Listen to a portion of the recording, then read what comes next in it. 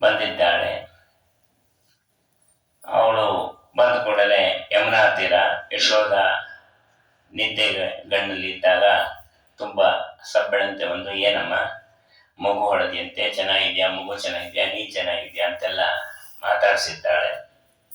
ಸರಿ, ಅವಳು ನಿದ್ದೆಗಣ್ಣಲ್ಲಿ ಎಷ್ಟಾದ್ಯೋ ಅಷ್ಟು ಉತ್ತರವನ್ನು ಕೊಟ್ಟಿದ್ದಾಳೆ. ಮೊದಲೇ ಅವಳು ಪೂತನಿ ರಾಕ್ಷಸಿ. ರಾಕ್ಷಸರು ಬಂದು ಅಂತಂದ್ರೆ ನಿದ್ದೆ ಬರುತ್ತೆ, ಆಟೋಮೆಟಿಕ್ ಆಗಿ ನಿದ್ದೆ ಬರುತ್ತೆ. ಹಾಗಾಗಿ ಅವಳು ಪೂರ್ತಿ ನಿದ್ದೆ ಮಾಡುತ್ತೆ. ತಾನ್ ಮಾಯ ದರ್ಶಿತ ನಿದ್ರೆಯ ನೆವಾರಿ ನಂದಜಾಯ. ಪೂತನಿ ಮಾಯಾಜಾಲಕ್ಕೆ ಸಿಲುಕಿ ಇವಳು ನಿದ್ದೆಯನ್ನು ಮಾಡಿದ್ದಾಳೆ. ಅದನ್ನು ಉಪಯೋಗಿಸ್ಕೊಂಡು ಯಶೋದೆ ಆ ಮಗುವನ್ನ ತಗೊಳ್ಲಿಕ್ಕೆ ಭಯ. ಯಾರೋ ಮನೆಗೆ ಬಂದು ಸಡನ್ ಆ ಮಗುನ ಎತ್ಕೊಂಡ್ರೆ ಯಾರು ಏನು ಅಂತ ಕೇಳ್ಬಿಟ್ರೆ ಅದು ಇದು ಅಂತಂದ್ರೆ ಅಂತ ಹೆದರ್ಕೊಂಡಿದ್ದಾಳೆ. ಹಂಗೂ ಹಿಂಗೂ ಕೃಷ್ಣನ ಎತ್ಕೊಂಡಿದ್ದಾಳೆ. ತಯಂ ಪ್ರದತ್ತಂ ಸ್ತನಮೀಶಿತ ಸುಗೀಹಿ ಪಪೋಸಹೇ ವಾಸು ಜನಾರ್ದನ ಪ್ರಭು. ಅವಳು ನೀಡಿದ ಎದೆ ಹಾಲನ್ನ ಅವಳ ಪ್ರಾಣ ಸಮೇತ ಹೇರ್ಬಿಟ್ಟ. ಬಿಡು ಅಂತ ಜೋರಾಗಿ ಕಿರ್ಚಿದ್ಲು. ಎಷ್ಟು ಜೋರಾಗಿ ಕಿರ್ಚಿದ್ಲು ಅಂದ್ರೆ ಹೆಚ್ಚು ಕಡಿಮೆ ಇಲ್ಲಿ ತುಮಕೂರ್ಗೆ ಹೋಗಿ ಕೇಳೋಷ್ಟು ಜ್ವರ ಕಿರ್ಚಿದ್ದಾಳಂತ. ಅಷ್ಟು ದೂರ ಅವ್ರ ರಾಕ್ಷಸರ ಧ್ವನಿನೇ ಹಾಗೆ. ನಾವು ಶ್ರೀನಿವಾಸ ಕಲ್ಯಾಣದಲ್ಲಿ ಕೇಳ್ತೀವಲ್ಲ, ಅಂಜನಾದೇವಿ ಕರೆದ್ಲು ಗಂಡನನ್ನ ಅಂತ.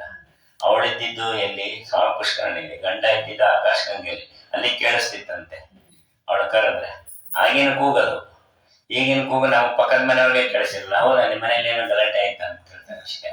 ಹಾಗಿರುತ್ತೆ. ಆ ರೀತಿಯಲ್ಲಿ ಅವಳು ಕಿರ್ಚಿದ್ಲಂತೆ ಬಿಡು ಅಂತ. ಎಷ್ಟು ಜೋರು ಧ್ವನಿಯಲ್ಲಿ ಕಿರ್ಚಿದ್ದಾಳೆ ಅಂತಂದ್ರೆ 50 ಮೈಲಿ ದೂರ ಕೇಳುವಷ್ಟು ಜೋರು ಧ್ವನಿಯಲ್ಲಿ ಕಿರ್ಚಿದ್ದಾಳೆ.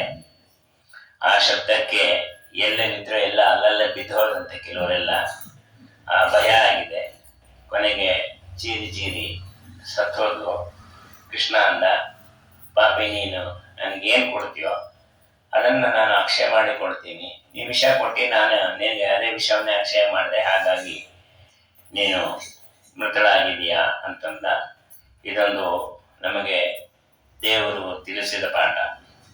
ನೀವೇನು ಕೊಡ್ತೀರೋ ಅದನ್ನು ಅಕ್ಷಯ ಮಾಡಿ ಕೊಡ್ತೀನಿ. ಪ್ಲಾಸ್ಟಿಕ್ ತಟ್ಟೆಯಲ್ಲಿ ನೈವೇದ್ಯ ಇಟ್ಟರೆ ಪ್ಲಾಸ್ಟಿಕ್ ತಟ್ಟೆನೇ ಕೊಡ್ತೀನಿ, ಬೆಳ್ಳಿ ತಟ್ಟೆಯಲ್ಲಿ ಇಟ್ಟರೆ ಬೆಳ್ಳಿ ತಟ್ಟೆ ಕೊಡ್ತೀನಿ. ಹಣ್ಣು ದೇವ್ರೇನು ಬಂದು ತಿಂತಾನೆ, ಯಾವುದೋ ಹಣ್ಣು ನೈವೇದ್ಯ ಮಾಡ್ರಿ, ಯಾವುದೋ ಒಂದು ಹಾಗೆಲ್ಲ ಮಾಡಬಾರ್ದು. ಶುದ್ಧವಾಗಿ ಸ್ವಚ್ಛವಾಗಿ ಇರತಕ್ಕಂಥದ್ದನ್ನು ನೈವೇದ್ಯ ಮಾಡಿದ್ರೆ ದೇವ್ರು ನಮ್ಗೆ ಅಂಥದ್ದನ್ನೇ ಕೊಡ್ತಾನೆ. ಆವಾಗ ಆರೋಗ್ಯ ಶುದ್ಧವಾಗಿರುತ್ತೆ. ಯಾವಾಗ ಆರೋಗ್ಯ ಒಂದು ಸರಿ ಇತ್ತು ಮನುಷ್ಯ ಏನು ಬೇಕಾದ್ರೂ ಮಾಡಬಲ್ಲ. ಆರೋಗ್ಯ ಕೆಡ್ತು ಅಂತಂದ್ರೆ ಸಂಪೂರ್ಣ ಒದ್ದಾಟ ಆಗತ್ತೆ. ಹಾಗಾಗಿ ಶುದ್ಧವಾದದ್ದನ್ನ ಕೊಡಬೇಕು ಅನ್ನೋದನ್ನ ಭಗವಂತ ಇಲ್ಲಿ ತೋರಿಸ್ಕೊಟ್ಟಿದ್ದಾನೆ. ಕೆಲಸಕ್ಕೆ ಬರದೇ ಇರೋದು ಅದು ಇದು ಅಂತದ್ದೆಲ್ಲ ಕೆಲವರು ದಾನ ಕೊಡ್ತಾರೆ. ಆವತ್ತಿನಲ್ಲಿರೋದು ಇವಾಳಗಿ ಚೈಯಿ ಅಂತದ್ದೆಲ್ಲ ಕೊಡಬಾರ್ದು. ಹಸುಗಾದ್ರೆ ಕೊಂಬಿರತ್ತೆ, ತಿವಿಯತ್ತೆ, ಬ್ರಾಹ್ಮಣನ ಕೊಂಬು ಇರೋದಿಲ್ಲ ಅಂತ ಕೊಟ್ಬಿಡೋದು ಅಷ್ಟೇ, ಇನ್ನೇನಿಲ್ಲ. ಅಂಥದ್ದನ್ನೆಲ್ಲ ಯಾವತ್ತು ಮಾಡಬಾರ್ದು. ನಿಶ್ಚಿತ ಪದಾರ್ಥಗಳನ್ನ ದಾನ ಕೊಡೋದು ಅವೆಲ್ಲ ಮಾಡಬಾರ್ದು ಅಂತ ಹೇಳುತ್ತಾರೆ. ಅಂಧಕೂಪ ಗಭೀರ ಕ್ಷಾಂಪುಲಿಂದ ರೋಹ ವಿಷ್ಣಂ. ಕಣ್ಣು ಅವಳು ಬಿದ್ದಾಗ ಹೇಗಿತ್ತು ಅಂತಂದ್ರೆ ವಾದರಾಜ ಹೇಳ್ತಾರೆ, ಕಣ್ಣುಗಳೆರಡು ದೊಡ್ಡ ಪಾಳು ಬಿದ್ದ ಬಾವಿಯ ಹಾಗಿತ್ತಂತೆ. ಹೊಟ್ಟೆ ನೋಡಿದ್ರೆ ನೀರೆಲ್ಲದ ದೊಡ್ಡ ಕೆರೆಯಂತೆ. ಮೂಗು ಹೇಗಿತ್ತು ಅಂತಂದ್ರೆ ಒಂದೊಂದು ಹೊಳೆಯಲ್ಲಿ 10 ಆನೆಗಳು ಬಚ್ಚಿಟ್ಕೊಡೋದಿತ್ತಂತೆ, ಅಷ್ಟು ದೊಡ್ಡ ಮೂಗು. ಮಧ್ಯ ಸೇತೋ ಭುಜಾಂಗ್ರೀಹಿ. 2 ಕೈಗಳು ಸಮುದ್ರಕ್ಕೆ ಕಟ್ಟಿದ ಸೇತುವೆಯಂತೆ ಇತ್ತು. ಅವಳ 2 ಕೈಗಳೇ 16 ಕಿಲೋಮೀಟರ್ ದೂರ ಇತ್ತಂತೆ ಒಂದೊಂದು ಕೈ. ಕಾಟಕ ಊರ್ವಶೀಚ ಸಂಪೃಷ್ಟ ಕೃಷ್ಣ ವೇದಾನ ಜಗಾಮ ಸಾಧೋರ್ವಶಿ ಕೃಷ್ಣ ಭಕ್ತಸ್ತನೇನ ಭೂತ ಸ್ವರ್ಗಂ ಪಯಾಯೋ ತಕ್ಷಣೇನ. ಆ ತಾಟಕಿಯೆಲ್ಲ ಊರ್ವಶಿ ಇದ್ಲು, ಅವಳಿಗೆ ಸದ್ಗತಿ ಆಯಿತು. ತಾಟಕಿ ಕೃಷ್ಣನಿಗೆ ವಿಷವನ್ನು ಉಣಿಸಿದ್ದರಿಂದ ಅವಳು ತಮಸ್ಸಿಗೆ ಹೋದಳು. ಇದರಲ್ಲಿ ಏನು ಹೆಚ್ಚುಗಾರಿಕೆ ಇಲ್ಲ. ಊರ್ವಶಿಗೆ ಸದ್ಗತಿ ಆಗಿದ್ದಕ್ಕೆ ಅದಕ್ಕೆ ಆಚಾರ್ಯರಂದ್ರು ಅಯೋಗ್ಯರ ಸಹವಾಸದಿಂದ ತಾತ್ಕಾಲಿಕವಾಗಿ ಅವಳು ದೇವರನ್ನು ದ್ವೇಷ ಮಾಡಿದ್ಲಂತೆ. ಊರ್ವಶಿನುವೆ ಅವಳ ಜೊತೆ ಅಯೋಗ್ಯರ ಸಹವಾಸದಲ್ಲಿದ್ದರಿಂದ ಅದಕ್ಕೆ ದುಷ್ಟ ಜನರ ಸಹವಾಸ ಕೊಡಬೇಡ ಅಂತ ಕೇಳೋದು. ಅವ್ರ ಜೊತೆ ಇದ್ರೆ 10 ಸಲ ಅವ್ರ ಬೈದಾಗ 1 ಸಲ ನಮ್ಮ ಬಾಯಿ ಚಪ್ಲಕ್ಕಾದ್ರೂ ಬೈದು ಬಿಡ್ತೀವ್ರಿ. ಅದಕ್ಕೋಸ್ಕರವಾಗಿ ಅಂತ ಅವರ ಜೊತೆಯಲ್ಲಿ ಇರಬಾರದು.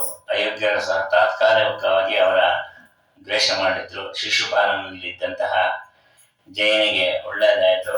ಆದರೆ ದೇವರ ದೊಡ್ಡ ಸ್ಥಿತಿ ಏನು ಅಂತಂದ್ರೆ ಇಲ್ಲಿ ರಕ್ಷಸ್ತುನಾಂ ಶಾಪತೋ ವಿಪಸ್ತಸ್ಯ,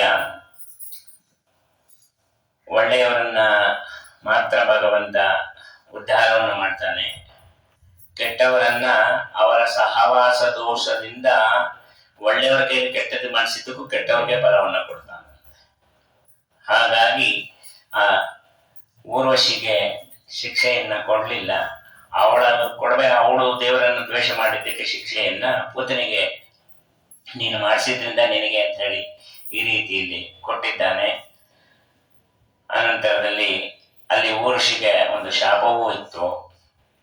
ತುಂಬೂರು ಅಂತಕ್ಕಂಥ ಗಂಧರ್ವ, ಆ ಗಂಧರ್ವನ ಜೊತೆ ಇವಳಿದ್ಲು. ನಂತರ ಕುಬೇರನ ಹತ್ರಕ್ಕೆ ಬಂದಿದ್ಲು. ಅವಳಿಗೆ ಕುಬೇರ ಶಾಪ ಕೊಟ್ಟ, ನೀನು ಅಯೋಗ್ಯಳ ಜೊತೆ ಇರು ಅಂತೇಳಿ ಶಾಪವನ್ನ ಕೊಟ್ಟಿದ್ದ. ಯಾಕೆಂತಂದ್ರೆ ಅವನ ಅನುಮತಿ ಇಲ್ಲದೆ ಬೇರೆ ಕಡೆ ಎಲ್ಲೋ ಹೊರಟೋಗಿದ್ಲು. ಅಪ್ಸರಸ್ತ್ರೀ ಆಗಿದ್ರು ಅವನ ಅನುಮತಿ ಕೇಳಬೇಕಾಯ್ತು, ಕೇಳದೆ ಎಲ್ಲೋ ಹೋಗಿದ್ಲು. ಹಾಗಾಗಿ ನಿನಗೆ ಯದಾ ಪದೇವ ಚತುರೋ ಸಮಾಂತ ದ್ರೂಪ ನಿಷ್ಕ್ರಾಮಸ್ಯ ಚಾಸೀತ್, ಹೀಗೆ ಎಲ್ಲ ಆದ ನಂತರದಲ್ಲಿ ಇನ್ನ 4ನೇ ತಿಂಗಳಲ್ಲಿ ನಿಷ್ಕ್ರಮಣ ಸಂಸ್ಕಾರ ಅಂತ ಹೇಳಿ ಮಗುವಿಗೆ ಮಾಡತಕ್ಕಂಥದ್ದು. ಹುಟ್ಟಿದ ಕೂಸನ್ನ ದೇವರ ಮುಂದೆ ಮಲಗಿಸಿ, ಸ್ವಾಮಿ ನಿನ್ನ ಅನುಗ್ರಹದಿಂದ ನಮಗೆ ಮಗುವಾಗಿದೆ, ಅದರ ರಕ್ಷಣೆ ಮಾಡೋನು ನೀನೇ, ನೆಪ ಮಾತ್ರಕ್ಕೆ ನಾವು ನೋಡ್ಕೊಳ್ತೀವಿ. ಒಳಗೆ ನಿಂತು ಆ ಕೂಸಿನ ಹಾಕಿದ ಔಷಧಿಗಳು ಯಾವಾಗ ಹೇಗೆ ಕೆಲಸ ಮಾಡಬೇಕು ಅಂತ ನಿನಗೆ ಗೊತ್ತು. ಹಾಗಾಗಿ ಆ ಕೂಸನ್ನ ದೇವರಿಗೆ ಸಮರ್ಪಣೆ ಮಾಡೋದನ್ನ ದೇವಸ್ಥಾನಕ್ಕೆ ಹೋಗುವುದು ಅಂತ ನಿಯಮ ಇರೋದು. ಈಗ ಬಾಣಂತಿ ಶಾಪಿಂಗ್ ಹೋಗ್ಬೇಕು ಅಂದ್ರೆ ಹಿಂದಿನ ದಿವಸನೇ ಹೋಗ್ಬಿಟ್ಟು ದೇವಸ್ಥಾನಕ್ಕೆ ಹೋಗಿ ಹಂಗೆ ಬೇಕಾ ಶಾಪಿಂಗ್ ಮುಗಿಸ್ಕೊಂಡ್ ಬಂದ್ಬಿಡ್ತಾರೆ. ಅದಕ್ಕಲ್ಲ, ದೇವರಿಗೆ ಕೂಸನ್ನು ಒಪ್ಸ್ಲಿಕ್ಕೆ ಹೋಗೋದು, ಬಾಣಂತಿಗೋಸ್ಕರ ಅಲ್ಲ. ಆ ರೀತಿಯಲ್ಲಿ ಮಾಡಬೇಕು. ಯಾಕೆಂತಂದ್ರೆ ಹೊರಗಿನಿಂದ ನಾವು ಔಷಧಿ ಹಾಕ್ತೀವಿ, ಅದು ಒಳಗಿನಿಂದ ಕೆಲಸ ಮಾಡಬೇಕಲ್ಲ. ಯಾಕೆಂದ್ರೆ ಸಣ್ಣ ಮಕ್ಕಳು ಅಂತಂದ್ರೆ ಶಾಸ್ತ್ರದಲ್ಲೇ ಹೇಳತ್ತೆ 16 ತಿಂಗಳು ಹುಟ್ಟಿದಾಗಿನಿಂದ 16 ತಿಂಗಳು ಮಕ್ಕಳಿಗೆ ಇಲ್ಲದೆ ಒಂದಲ್ಲ ಒಂದು ಇನ್ನೊಂದೇ ಇದ್ದೇ ಇರತ್ತಂತೆ. ಔಷಧಿ ಹಾಕ್ಲೇಬೇಕಾದ ಸಂದರ್ಭ ಒಂದೇ ಬರತ್ತಂತೆ. ಯಾಕೆಂತಂದ್ರೆ ಅದು ತಾಯಿಯ ಗರ್ಭದಲ್ಲಿ ಬೆಚ್ಚಗಿರುತ್ತೆ, ಅಲ್ಲಿಂದ ಬಂದು ಈ ವಾತಾವರಣಕ್ಕೆ ಹೊಂದಿಕೊಳ್ಳಲಿಕ್ಕೆ 16 ತಿಂಗಳು ಬೇಕು. ಅದಕ್ಕೋಸ್ಕರವಾಗಿ ಅದಕ್ಕೆ ವ್ಯತ್ಯಾಸ ಆಗ್ತಾ ಇರುತ್ತೆ. ಅವಾಗ ಔಷಧಿ ಹಾಕಬೇಕು. ನಾವು ಹಾಕಿದ ಔಷಧಿ ಅಕಸ್ಮಾತ್ ಅದೇ ವಿಷ ಹಾಕೋದ್ರೆ, ಹಾಗಾಗಿ ಭಗವಂತನಿಗೆ ಸಮರ್ಪಣೆಯನ್ನ ಮಾಡಿ ಭಗವಂತನಲ್ಲಿ ಪ್ರಾರ್ಥನೆಯನ್ನು ಮಾಡುದು. ಯಾರೋ ಏನೋ ಹೇಳಿದ್ರು, ನಮಗ್ ಗೊತ್ತಿಲ್ಲ, ಸಣ್ಣ ಕೂಸು, ಮೊದಲನೇ ಕೂಸು ಆಗಿರುತ್ತೆ, ಏನೋ ಗೊತ್ತಿರೋದಿಲ್ಲ ಅವ್ರಿಗೆ. ಯಾರೋ ಬಂದು ಹೇಳ್ತಾರೆ ಹಿರಿಯರು ಅಂತ, ಅವ್ರ ಮಾತು ನಂಬಿಡ್ತೀವಿ, ಆ ಔಷಧಿ ಹಾಕ್ತಿವಿ. ಆ ಔಷಧಿ ಏನಾದ್ರು ವಿಷ ಹಾಕೋದ್ರೆ ಕೂಸಿಗೆ ಆ ಡೋಸೇಜ್ ಗೊತ್ತಿರೋದಿಲ್ಲ. ಅವ್ರೆಲ್ಲೋ ಹಳೆಯ ಕಾಲದವರು ಏನೋ ಕಣ್ಣಳ್ತಲ್ ಕೈ ಎಳ್ತಲ್ ಹಾಕ್ತಾ ಇದ್ವಿ ಅಂತ ನಾವು ಇನ್ನೊಂಚೂರು ಜಾಸ್ತಿ ಹಾಕ್ಬಿಡೋಣ ಅಂತ ಹಾಕ್ಬಿಟ್ರೆ ಆ ರೀತಿ ಎಲ್ಲ ಅದು ವಿಷ ಆಗಬಾರ್ದು. ಅದಕ್ಕೋಸ್ಕರವಾಗಿ ದೇವರಿಗೆ ಒಪ್ಪಿಸಿ ನಾವೇನೋ ರಕ್ಷಣೆ ಮಾಡ್ಬೇಕು ಅಂತಲೇ ನಾವು ಪ್ರಯತ್ನ ಮಾಡ್ತೀವಿ. ನಮ್ಮ ಮಗುವನ್ನು ನಮ್ಗೆ ಯಾರಿಗೂ ಕೊಲ್ಲೋದಕ್ಕೆ ಇಷ್ಟ ಇಲ್ಲ, ಅದಕ್ಕೆ ಉಪದ್ರವ ಕೊಡ್ಲಿಕ್ಕೂ ಇಷ್ಟ ಇಲ್ಲ. ಆದರೂ ಸಹ ಔಷಧಿನ ಹಾಕ್ತೀವಿ. ಹೊರಗಿನಿಂದ ನಾವು ಹಾಕ್ಬೋದು, ಒಳಗಿಂದ ರಕ್ಷಣೆ ಮಾಡೋನು ನೀನೇ ಅನ್ನೋದನ್ನ ಹೇಳಿ ಆ ನಿಕ್ಷೇಪಣ ಸಂಸ್ಕಾರ ಇದು ಷೋಡಶ ಸಂಸ್ಕಾರಗಳಲ್ಲಿ ಒಂದು. ಹೀಗೆ ಕೃಷ್ಣನ ದೇವರನ್ನು ಮುಳುಗಿಸಿ ವಾಪಸ್ ಬರ್ಬೇಕಾದ್ರೆ ಒಂದು ದೊಡ್ಡ ಅರಣ್ಯ, ಆ ಅರಣ್ಯದಲ್ಲಿ ಒಂದು ಬಂಡೆ ಕೆಳಗೆ ಕೂಸನ್ನ ಮಲಗಿಸಿದ್ದಾಳೆ. ಅಲ್ಲಿಗೆ ಶಕಟಾಸುರ ಅಂತ ಗಾಳಿ ರೂಪದಲ್ಲಿ ರಾಕ್ಷಸ ಬಂದಿದ್ದಾನೆ. ಅಲ್ಲಿಗೆ ಬಂದಾಗ ಕೃಷ್ಣನ ಮೇಲೆ ಅವನು ಹೋಗಿ ಆಕ್ಸಿಡೆಂಟಲ್ ಡೆತ್ ಮಾಡಬೇಕು ಅಂತ ಹೋದ. ಆದರೆ ಕೃಷ್ಣ ಆ ಗಾಡಿಯನ್ನು ಒದ್ದದ್ರಿಂದ ಸಂಪೂರ್ಣ ಅದು ಪುಡಿ ಪುಡಿ ಆಗಿದೆ. ಜನ್ಮಾಷ್ಟಮಸ್ಮಿನ್ ದಿನೇ ಪ್ರಾತಃಕಿಂಚಿತ್ ತತ್ರ ಮಹೋತ್ಸವ ಭೂತ್. ಅವತ್ತು ಜನ್ಮಾಷ್ಟ ಅಂದ್ರೆ ಜನ್ಮ ನಕ್ಷತ್ರ. ಅದಕ್ಕೆ ಮಕ್ಕಳಿಗೆ 8 ವರ್ಷದವರೆಗೂ ಜನ್ಮ ನಕ್ಷತ್ರ ದಿವಸ ಬಹಳ ಶಕ್ತಿ ಇರುತ್ತಂತೆ. ಅವರು ಹುಟ್ಟಿದ ನಕ್ಷತ್ರದ ದಿವಸ ಬಹಳ ಶಕ್ತಿ ಇರುತ್ತೆ.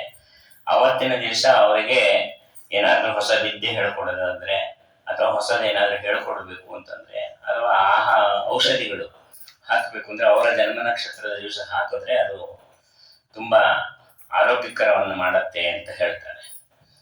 ಅವತ್ತು ಬಿಟ್ಟು ನಾವು ಬಾಕಿ ದಿವಸನೇ ಆಗಿರುತ್ತೆ, ನಮ್ಮ ಮಕ್ಳು ಹುಷಾರಿಲ್ಲ ಅನ್ಕೊಂಡು ಅವತ್ತಿನ ದಿವಸ ಕೊನೆಗೆ ಏನಿಲ್ಲ ಅನ್ನೋ ಜೇನುತುಪ್ಪ ಅದು ಕುಡಿಸ್ಬೇಕು ಅಂತ ಹೇಳ್ತಾರೆ ಜನ್ಮ ನಕ್ಷತ್ರದ ದಿವಸ. ಆ ರೀತಿಯಲ್ಲಿ ರೋಹಿಣಿ ನಕ್ಷತ್ರನೂ ಇತ್ತು. ಅದಕ್ಕೆ ಜನ್ಮದ ದಿವಸ ಯಾರು ಮಕ್ಕಳನ್ನ ಕೆಣಕಬೇಡಿ ಅನ್ನೋದನ್ನ ತೋರಿಸ್ಕೊಡ್ಲಿಕ್ಕೆ ಕೃಷ್ಣ ಪರಮಾತ್ಮ ಈ ರೀತಿಯಲ್ಲಿ ಜಾಡಿಸಿ ಬದ್ದ. ಅವನು ಶಕಟಾಸುರ ಅಲ್ಲೇ ಸತ್ತೋದ. ಸಂಹಾರ ಮಾಡಿದ ಮೇಲೆ ಕೃಷ್ಣ ಬಂಡಿ ತೆಳಗಾದಾಗ ಅದು ಪುಡಿ ಪುಡಿ ಆಗಿದೆ.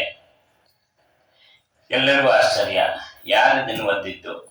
ಯಶೋದಂಗೆ ಎಲ್ಲರೂ ಹೇಳಿದ್ರು, ನಿನ್ ಮಗನೇ ಒದ್ದಿದ್ದದೆ. 4 ತಿಂಗಳು ಕೂಸು ಏನು ಒದಿಯತ್ತೆ ರೀ, ಆ ಕೂಸಿನ ಕಾಲ ಏನಾರು ಆಗ್ಬೇಕಷ್ಟೇ, ಗಾಡಿ ಮುಗಿದೋಗಷ್ಟು ಎಲ್ಲೂ ಒದಿಯತ್ತೆ ಅಂತ ಅವಳು ಎಲ್ಲ ಆಯ್ತು. ಯಶೋದೆಗೆ ಎಲ್ರು ಬೈದ್ರು. ಕೊನೆಗೆ ನಿನ್ ಮಗನ್ನೇ ನಂಬ್ಕೊಂಡಿರು ಅಂತೇಳಿ ಅವಳು ಒಂದು 10 ಪರಕೆ ತಂದು ಸಾಕಾಗೋ ದೃಷ್ಟಿ ತೆಗೆದು ಅದ್ ಮಾಡೋದು ಇದ್ ಮಾಡಿ ಏನ್ ಮಾಡಿದ್ರು ದಿನ ದೃಷ್ಟಿ ಆಗೇ ಆಗತ್ತೆ ಅಂತ ಮಕ್ಕಳಿಗೆ.